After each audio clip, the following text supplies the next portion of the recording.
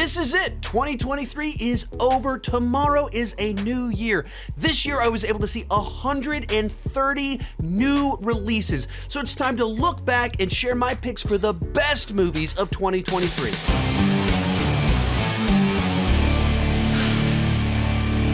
While I'm talking, be sure to join me down below in the comment section. Share your picks for the best movies of 2023. As we go into this is not an awards show. No, this is my list.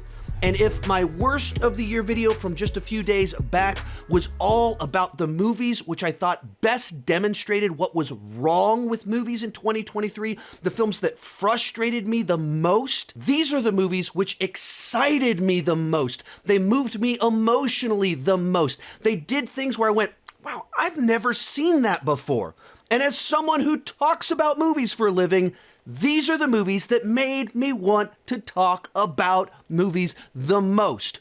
Speaking of talking about movies, there is a companion video to this over on my Patreon page. In that companion video, you get 10 more of my picks for the best movies of 2023. Patreon is a membership site. You can join for as little as $2 per month or $21 per year, and you get hundreds of exclusive videos that I've done throughout the years. I do 2 weekly live streams. One of them is a Q&A where I answer everybody's questions. The other one is a box office show. If you're interested, the link is down below in the description, and let's get started. Number 10, Killers of the Flower Moon. Now, Martin Scorsese has been a top-tier director for about 50 years now, so not terribly surprising he put out a great film with amazing performances. But the thing that stood out about the movie to me is that as soon as it ended, I immediately wanted to research the events surrounding the film, the real-life events. And just there's this fascinating look at very unique power dynamics where the Native Americans had money, but they didn't have control of police, banks, hospitals, all of that stuff. And so they were vulnerable to being taken advantage of. And it just leads to this utterly tragic, horrifying tale showing man's inhumanity to man with events that were just like 100 years ago and just such utter cruelty while still being fascinating with the way that it played out. The big standout here was Lily Gladstone, who was playing up against Leonardo DiCaprio, one of the great actors of the last 30 years, and she is absolutely holding her own. And so a movie that just sticks with you in your gut as you just feel sick to your stomach about what actually happened. Number 9, The Flash, and this will almost certainly be the most controversial placement on this list because many of you will have this movie in your worst of the year list, and I think that's a great thing because I went to go see a movie and it entertained me and it connected with me on a very deep emotional level. You went and saw the same movie and went, that was awful. And that's interesting. It shows how we're all different. We all experience things differently. I've said it many times before, but my dad died when I was 20 years old. And when you lose a parent too young, there's always this longing to get to know them a little bit more, have one more conversation with them, because you never really got to know them as an adult. And they crafted a superhero movie where that's the central journey of our lead character, where he has all these powers to save all these other people, but he wasn't able to save his mother, and then he figures out a way to do that, and he can get her back. He can get a little bit more time with her. And so for me, that's a journey for a character that is deeply emotionally resonant. And I latched onto that, so the movie worked for me. I can see that the VFX are really bad, but I didn't really care because I cared about the journey. The emotional hook worked for me as I went along on this ride. For that matter, I also grew up watching Batman '89. That's one of the very first movies I remember watching in the theater. And so bringing him back and doing it through kind of a DCEU version of Flashpoint, a great comic book run about the Flash that I love, that worked for me. It was my Spider-Man No Way Home. Of course, Spider-Man No Way Home was also my Spider-Man No Way Home. But for me, it worked on a lot of different levels. And the stuff that you guys didn't work for you, I can acknowledge it. I can see it. But if you connect with the movie on an emotional level, if you connect with the characters, if you connect with the story, all that other stuff becomes secondary. Many of you didn't connect with the story, so all of that stuff becomes the thing that you immediately see and you throw it down at the bottom. I get it. The movie worked for me. Next up, Mission Impossible Dead Reckoning Part 1, though we have recently learned there will never be a Part 2 because they're changing the title of the follow-up. Tom Cruise knows how to craft and deliver spectacular blockbusters that put you on the edge of your seat. And he goes all in trying to find the most exciting things that he can do to put a big, gigantic grin on all of our faces. And that's what he did with this film. If you actually look at the movie, once you get past the prologue, you're only kind of in these 5 different sequences. And each sequence is, 30, 40 minutes long, but it doesn't cut to a bunch of different places. It's pretty tight in the way that it's structured. And you go to a place, you learn something, have a couple laughs, maybe bring in a new character, and then have some new, thrilling, exciting set piece that you actually remember afterwards. There's always something about each of the action sequences which is interesting and stands out and has Tom Cruise doing something wild and crazy. You remember the airport. You remember the car chase. You, of course, remember the train sequence. You remember the motorcycle stunt. And so in a year with so many big spectacle movies where it's people in front of green screens, people with capes flying around, action that we've seen many times before, and it just kind of all blurs together, Tom Cruise delivered a thrilling film where you actually remember the sequences because they were done right. They were crafted properly. They chose locations which stood out, which were visually interesting.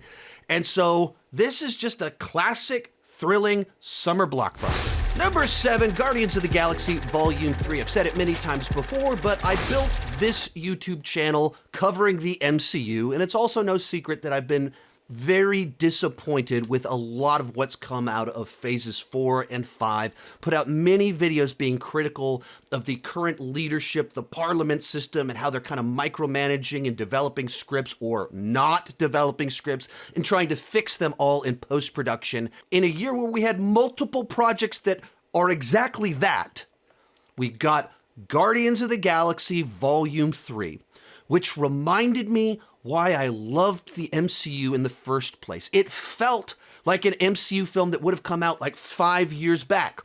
Probably because James Gunn wrote it 5 years ago and changed very little since then. It's a movie where the writer-director James Gunn knew the film he wanted to make. Thus, we didn't need the Parliament fiddling with things. We didn't need to do rewrites and reshoots. They just needed to capture what James Gunn was trying to do with these characters, and they did a great job of it. But it's also one of the more gut-wrenching films in the MCU, and particularly because of what they did with Rocket. But most importantly, as someone that was very disappointed by Guardians of the Galaxy Volume 2, was frustrated by it, this was such a satisfying conclusion to our time with this team of Guardians of the Galaxy, and it made me like Guardians of the Galaxy Volume 2 more. Anytime you can close out a trilogy and go, yeah, that feels right. I'm sad that it's over, but you did it.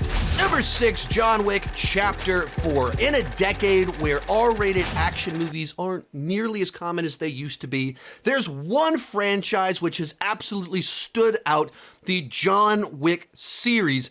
And it kind of came out of nowhere. Almost 10 years ago, they just dropped the first trailer kind of out of the blue. No buzz at all for this movie. No buzz for Keanu Reeves at the time.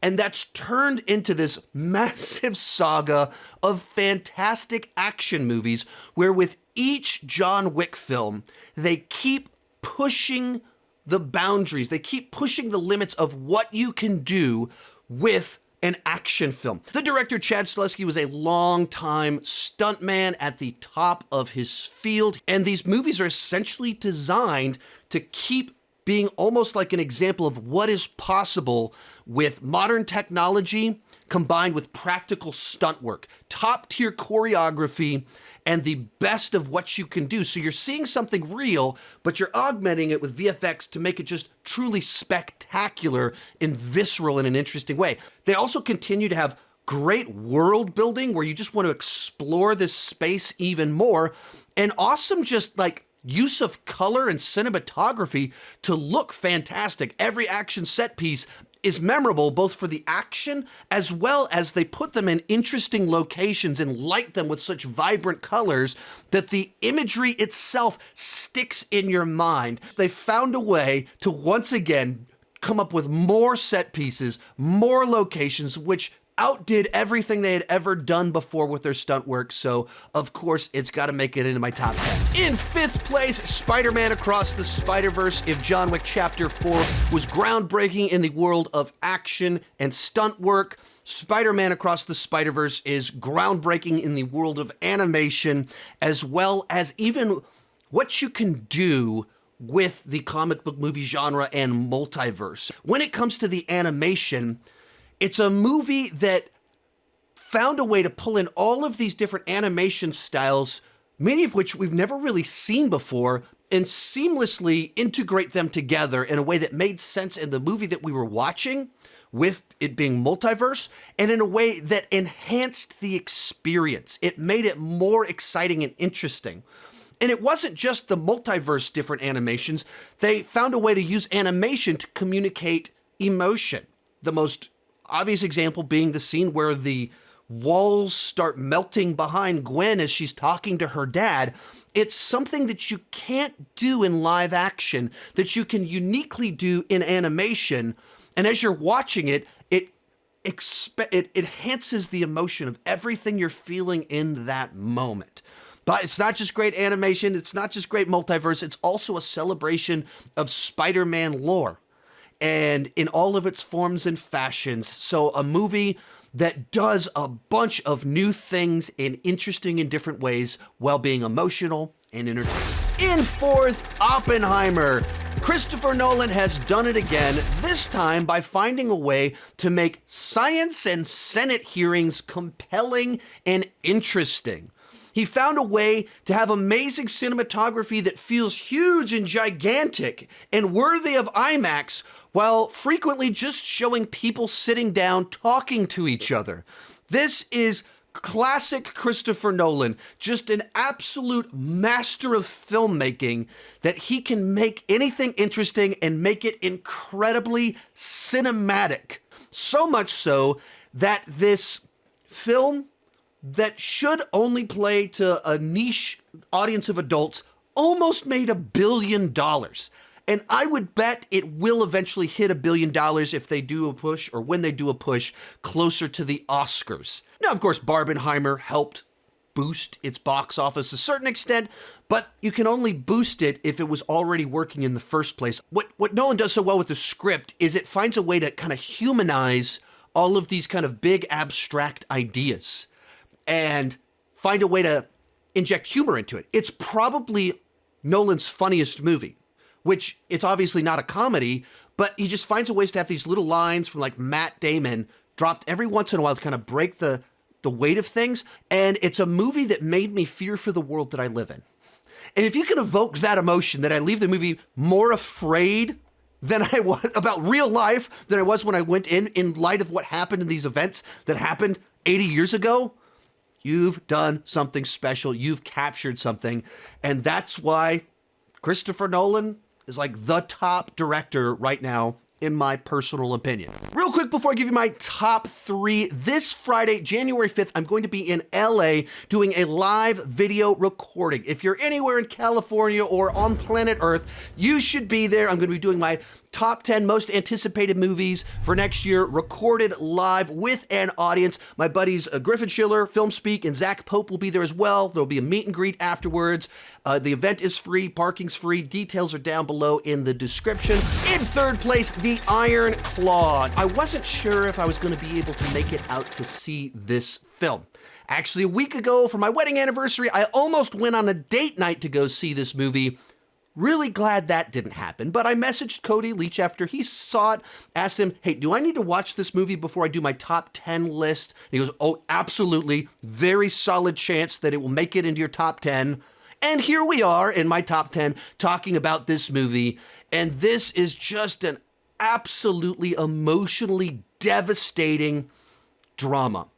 Now, it is about wrestling. That's the profession of the lead characters, but really it's about family, brotherhood, ambition. The family just happens to be one of the most prominent families in the history of wrestling. And from the very beginning, they find a way to endear this set of brothers to you. You understand what makes them tick. You care because you know how much they mean to each other. When someone fails at something, when someone succeeds at something, you feel it. And even the way the movie presents the victories and failures, so often it's entirely muted. And they play the scene flat. And it just captures the family dynamic itself of how much they care about these things, but also how muted their emotions can be on the positive and the negative side, that sets the stage for so much of what goes on in the story, how much tragedy takes place, how toxic this family actually was. And it's like a celebration of the best of family and the worst of family. It's all about the joys that come when you truly care about someone and the sense of devastating loss when you lose someone that you actually care about, all leading up to the final scene in the movie that has some of the most just devastating lines of dialogue I can remember ever hearing in a film. Very simple lines that carry so much emotional weight that they're almost difficult to recite afterwards, but also satisfying in what it was able to do by the time the credits started to roll. Our runner-up, Air, the most entertaining film about shoes that I have ever seen. A movie so good, it managed to convince me that Nike and Michael Jordan were underdogs. What's kind of interesting about the film is that while it's about sports attire and athletes, or an athlete, it's not really a sports movie. It's about shoes and meeting and salesmen, design, stuff like that. But at the same time, it takes the template of a sports movie and applies it to a product movie, thus making for just a very interesting blend of things with the way the story works, all while being incredibly entertaining and finding ways to draw big emotion out of a lot of these different sequences. And pause for just a little bit to let you think about how impactful these little meetings were on the last 40 years. And it uses the audience's knowledge of Michael Jordan's legacy as a tool to enhance the experience in certain scenes with what goes down. And so it becomes very inspiring, much like several other movies on this list. After watching this film, I went out and bought Phil Knight's book and read it. Likewise, afterwards, decided to get me a pair of Air Jordans. I'm trying to show you this in the most awkward way. This is like the leggiest shot, I think, in any one of my videos, so you can see my pretty shoes. And, yeah, yes, indeed, I am, in fact, wearing a tie, shorts, and Air Jordans while shooting this video, because I've got style. I've got middle-aged, midlife crisis drip going on here. But anyway, I just love this movie. It's the kind of movie where as soon as it ended, I wanted to watch it again. But coming in at number one, I'm gonna go with Godzilla -1. If you had told me in January that a Godzilla movie would be my number one movie of the year over Guardians 3, John Wick 4, Mission Impossible, a new Christopher Nolan film, I would have called you crazy. There's no way something like that would happen. Oh, was I wrong? This movie, right out of the gate, was so different from what I expected it to be. Immediately, you realize that they're telling this deeply personal story about survivor's guilt, about a nation trying to reclaim its identity, a nation trying to rebuild, where everyone is trying to figure out their place in this world and what it looks like to move forward. And in this place where everyone is just starting to find what that looks like, a gigantic threat emerges. Just happens to be Godzilla, but you could remove Godzilla from the film and make it a tsunami or whatever else, and this would still be a great look at Japan and them being reflective on World War II and what that meant and what it did to their people. It's just a fantastic film on all those levels, but it happens to have Godzilla as our main villain in it. And this Godzilla is the most terrifying Godzilla I have ever seen. Every time he's about to do the atomic breath, you're terrified. Normally in the Hollywood ones, the Monsterverse ones, he's about to do atomic breath. You're like, yeah, Godzilla, let's do this. Blow the world up. Yeah. But because you care about these characters and you care about the restoration of Japan, and Godzilla is about to wreck it, it's awesome. The sound design is incredible, but you're horrified because the people are what you care about. So every time he's about to do his thing, you on the edge of your seat grabbing your chair because he's terrifying. And they found so many ways to like explore this idea of valuing life. There's these little moments in the film where older men are trying to protect younger men. So profound, so poignant. And it's a Godzilla movie.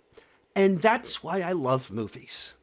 That you can make a movie about Godzilla and his atomic breath and have it be an incredible look into post-World War II Japan.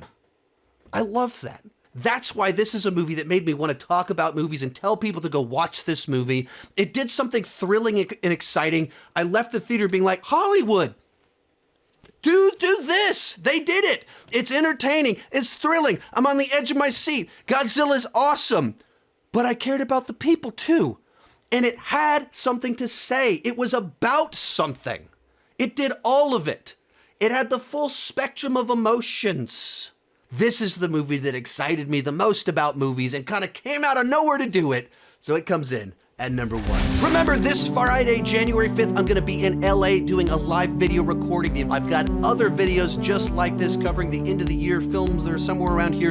And remember, you can join Patreon for as little as $2 per month, $21 per year for all of the exclusive videos. Thank you so much for watching. Keep talking movies and TV too much. Bye-bye.